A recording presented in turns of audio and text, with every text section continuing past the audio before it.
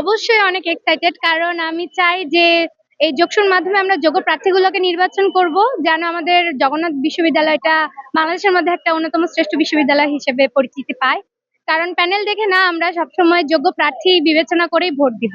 অসুবিধা বলতে এখানে বিভিন্ন দল আছে, বিভিন্ন মত আছে, দেখা যাবে কোনো না কোনো দল তো জিতবে, বাকি দলগুলোকে হারতে হবে। তো এটা নিয়ে আমার মনে হয় না খুব একটা বিশৃঙ্খলার সৃষ্টি হবে। আমরা সবাই উচ্ছ্বাসিত, সবাই আনন্দিত। এই যে চারিদিকে অবস্থা দেখতে পাচ্ছেন, আর নির্বাচনে আমাদের সম্ভবত চারিদিকে যে রব উঠেছে যে ছাত্র দল জিতে গেছে, এরকম একটা মনোভাব সবার মধ্যে। সাধারণ শিক্ষার্থীরা ছাত্র দলের প্যানেলকে খুবই পছন্দ করছে, খুবই সাদরে গ্রহণ করছে, এই জন্য সবাই উচ্ছ্বাসিত ভাবে ভোট দিয়ে এবং বের হয়ে তারা প্রকাশ করছে।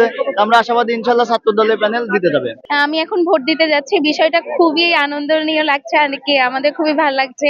এটা আমার জীবনের প্রথম ভোট বলা যায়। আমি এখনো জাতীয় পর্যায়ে ভোট দেইনি, এবছর দেবো আর কি। এর আগে এই ভোটটা আমার খুবই ভালো লাগছে। অনেক ভালো লাগছে, আমাদের প্রথম জকসু, অনেক বেশি আবেগপ্রবণ একটা মুহূর্ত এখন চলতেছে। আর আমি আমার পছন্দের প্রার্থী বিবি প্রার্থী A11 রাকিব ভাই, তার জন্য অনেক শুভকামনা, ধন্যবাদ। তিনি আমি কিছুক্ষণের মধ্যেই যাব ভোট দিতে। শিক্ষার্থীদের যে অসুবিধা, যে অধিকারগুলো আছে সেগুলো নিয়ে কথা বলবে। আমি বিশ্বাস করি আমাদের রাকিব ভাই সবসময় শিক্ষার্থী বান্ধব ছিলেন, সবসময় আমাদের অধিকার নিয়ে সবসময় তিনি সোচ্চার ছিলেন, সবসময় চেষ্টা করেছেন আমরা যাতে ভালো থাকি, শিক্ষার্থীরা যাতে, জগন্নাথের শিক্ষার্থীরা যাতে পর্যাপ্ত পরিমাণে সুযোগ সুবিধা পায়, ভালো থাকে। এবং আমি আশা করি সে ভবিষ্যতেও শিক্ষার্থীদের জন্য চিন্তা করবে, কাজ করবে।